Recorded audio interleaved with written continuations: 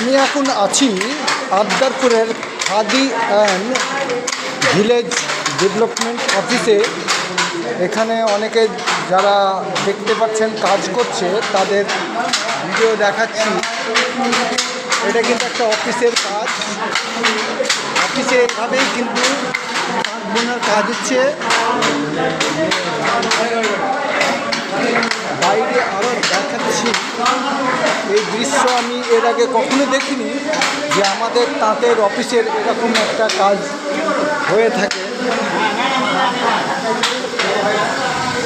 এখানে দেখুন অনেক মেয়ে আছে যারা সুতো কাটছে।